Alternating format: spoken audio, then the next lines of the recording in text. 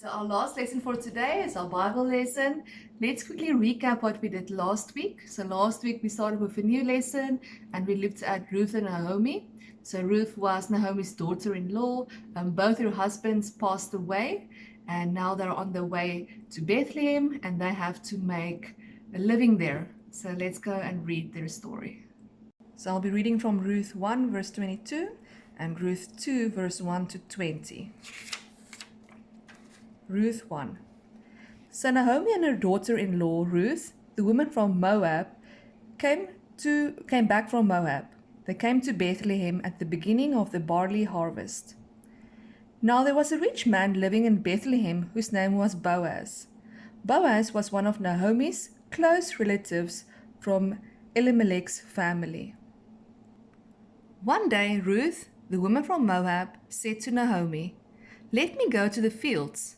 Maybe someone will be kind and let me gather the grain he leaves in his field." Naomi said, "Go, my daughter."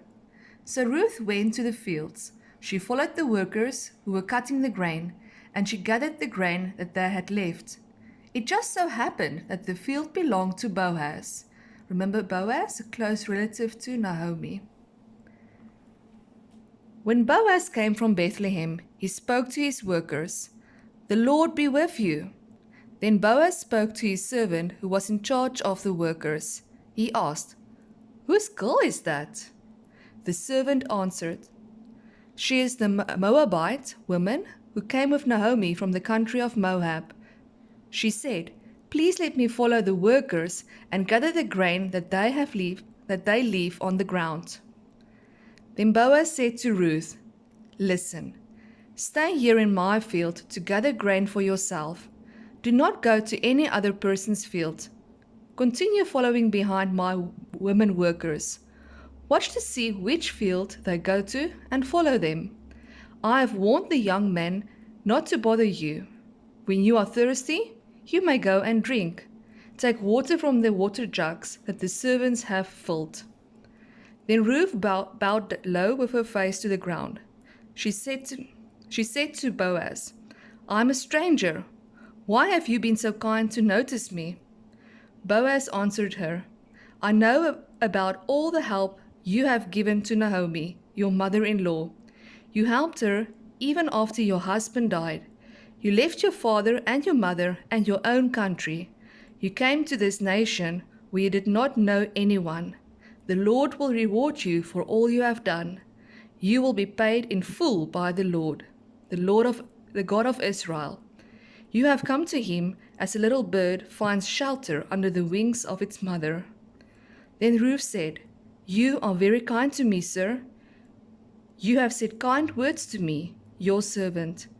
You have given me hope, and I am not even good enough to be one of your servants."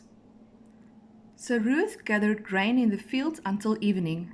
Ruth carried the grain into town, and her mother-in-law, Naomi, saw that she had gathered. Ruth also gave her the food that was left over from lunch. Naomi asked her, "Where did you gather all this grain today? Where did you work? Blessed be the man who noticed you."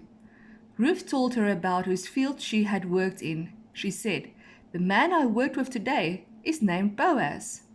Naomi told her daughter-in-law, "The Lord bless him. The Lord still continues to be kind to all people, the living and the dead." Then Naomi told Ruth, "Boaz is one of our close relatives, one who will take care of us."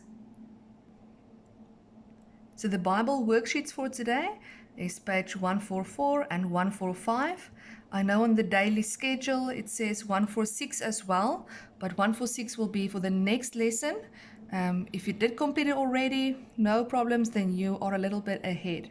So let's go and look at 144 and 145. So 144, you just have to read through the story and you have to go and pick the right words that will fill in the sentences or match. And then the next page, the coloring page, where Ruth works for Boaz in his field. And then, like I said, 146 will be for the next lesson. So grade 2, I just want to add to today's Bible story. And I just want to say, isn't it great to know that great to see how God helped Naomi and Ruth in their dark times where they had lost family members and they had to move to a new city.